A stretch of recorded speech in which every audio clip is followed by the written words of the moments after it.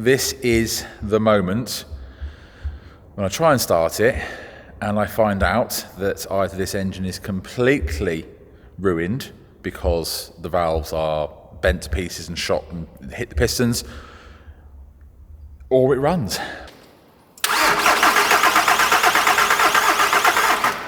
Today's a big day because that VWT4, which has been sat around outside for so many months and in such a bad condition, is cleaned up, it's looking good, or certainly better.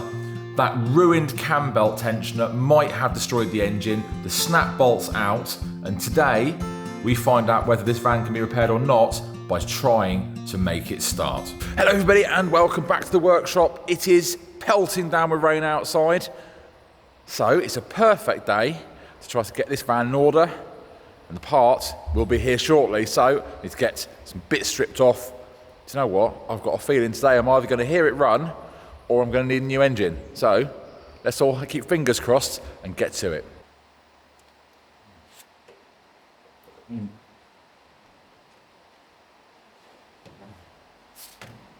I'm doing, the battery's completely flat.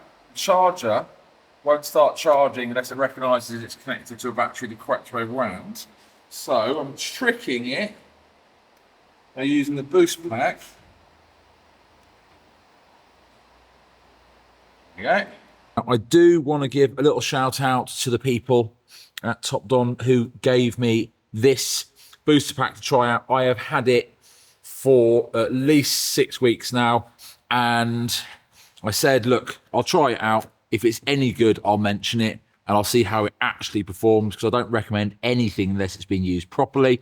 And to be honest, it has worked fantastically well. It started nearly everything I've asked it to multiple times. It's got a boost section, so if even if the battery's completely flat, it will put power into it, which is what I've just used on this to trick the battery charger into thinking that it had power, so it would start charging. I've used another thing, since this is the engine start, I've also, in here, yeah, I've used it in an emergency, actually, because all I had to charge the camera was the USB-C cable, and I used that on it. It's also fairly useful. It's got the torch on the end. So I've, not that I remember how to do it, but it's also got a torch on the end and it's got a strobe effect. It really has come in massively handy.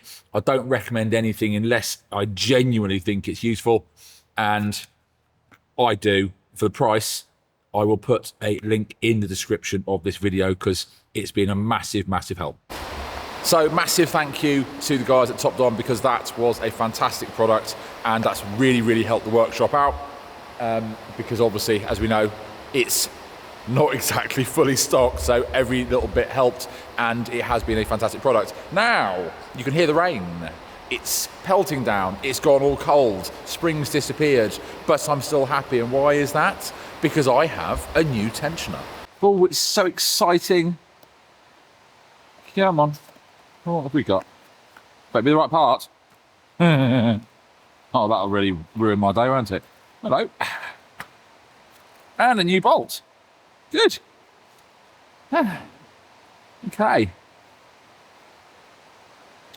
So, made in Romania, apparently. Private joke, sorry. All the best things are. Right. So, I'm going to fit this. No, that's not what I'm going to do. What I'm actually going to do is I'm going to strip off the intercooler, some pipe work, get the front end open, because I've researched to get this timed up properly. I've got to look at a little inspection hole on the flywheel through the crank, and then I might have to take the rocker cover off to look at the camshaft. So I need to load the stuff off the top of that. So let's do that first before I put it back up in the air and put that tensioner back on, and then worry about everything else. Especially as you carry on charging. So on these, which is quite useful, you can actually take this front end off and the whole lot lifts out a few inches. I'll have to pop this intercooler off, which isn't original to this. That's actually off an L2, Mitsubishi L200. Some pipe work, and then we can see what we're doing.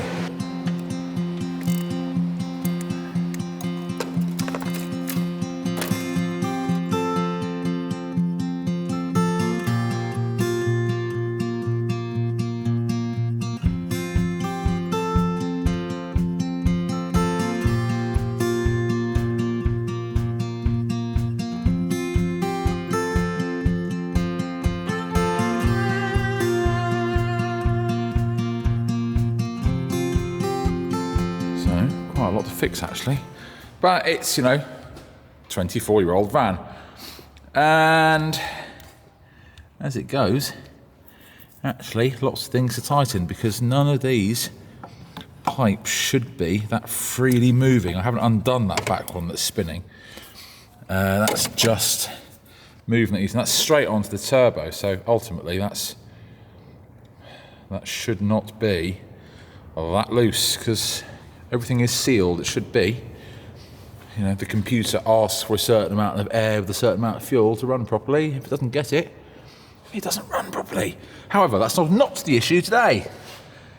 The issue is the fact that that belt should be tight. And I think now I can get to everything, we might have a chance. Going to be installing this. And there's a little thing up there. It wants to go round, and oh, it's all just so happy. Or it could be, or we don't know. Right, you've got to go on there because that's a locator dowel. Somehow you're supposed to go down there. This is just impossible. Nothing is tightened up yet, but now you can see there's actual tension on that belt. It sits on all the grooves. That's the water pump. This is the bottom crank pulley. That's the tensioner. It goes up to the one that I showed you on the top of the engine and keeps everything in time. So pistons don't hit valves and all the rest of it, and everything runs properly. So, time to make that timing correct and see if the engine will start. Okie dokie. So we have down here, right, I will explain.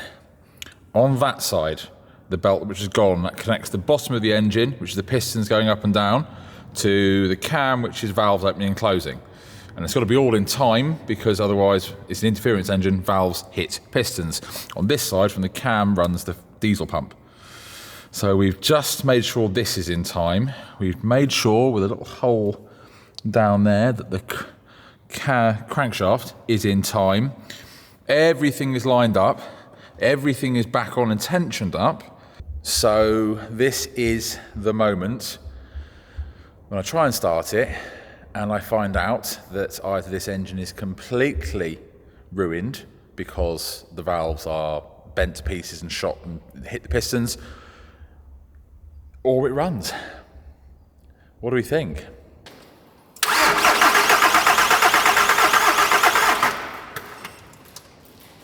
It doesn't sound like it's smashed to pieces, is it?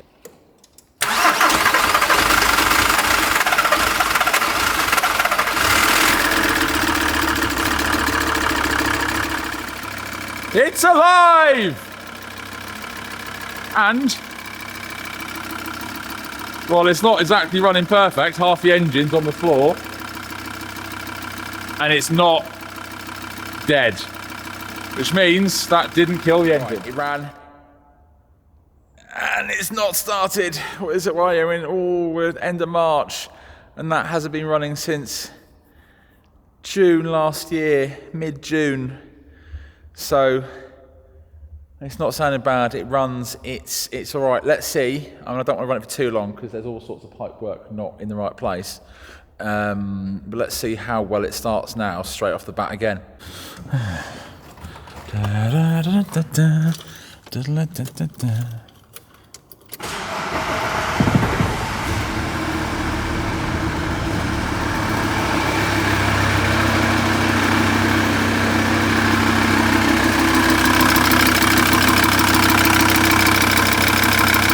know what? Very, very, very happy. Now I have some decisions to make, and that is whether I'm going to be pulling the engine out. We do still need to do a crankshaft oil seal. So I can do that in situ, same as I could really run it after that point until the clutch needed doing. But if I take the engine out, I can do that, the clutch at the same time. I can get to the rust on the scuttle panel much more easily. And I can sort of go over all the other bits where there may be misting of oil from seals getting old, etc., and go over the engine with it out much easier. I'll make that decision as I think about it. But right now, I'm just going to sit there and go, it runs, I'm happy, and I'm going to end on a high today. Thanks so much for watching. Bye now.